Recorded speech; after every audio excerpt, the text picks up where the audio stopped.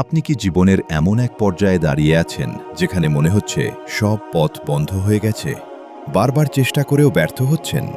মনে রাখবেন, আসমানের মালিক যখন কোনো দরজা বন্ধ করেন, তখন তিনি আপনার জন্য আরও উত্তম কোনো দরজা খোলার প্রস্তুতি নিচ্ছেন।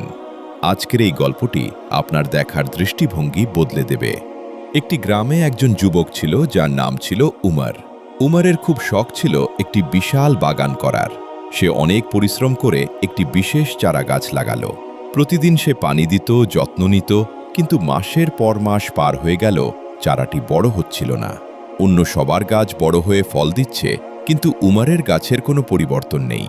সে হতাশ হয়ে আল্লাহর কাছে দোয়া করল, হে আল্লাহ, আমি এত পরিশ্রম করছি, তবুও কেন ফল পাচ্ছি না? সে জানত না যে মাটির নিচে ওই চারাটি আসলে অনেক গভীরে তার শিকড় ছড়াচ্ছিল।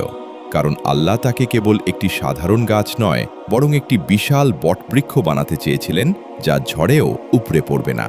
ঠিক 4 বছর পর হঠাৎ একদিন গাছটি দ্রুত বাড়তে শুরু করল এবং 1 বছরের মাথায় তা এলাকার সবচেয়ে বড় ছায়াদানকারী বৃক্ষে পরিণত হল।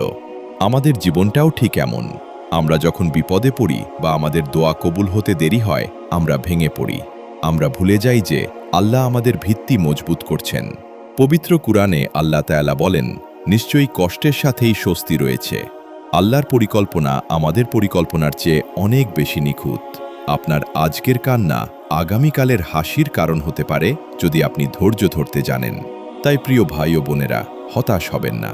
আপনার পরিশ্রম আর চোখের পানি আল্লাহ বৃথা যেতে দেবেন না। শুধু ভরসা রাখুন তার উপর, যিনি আপনাকে সৃষ্টি করেছেন। ভিডিওটি যদি আপনার মনে সাহস যোগায়, তবে আপনার প্রিয়জনদের সাথে শেয়ার করুন।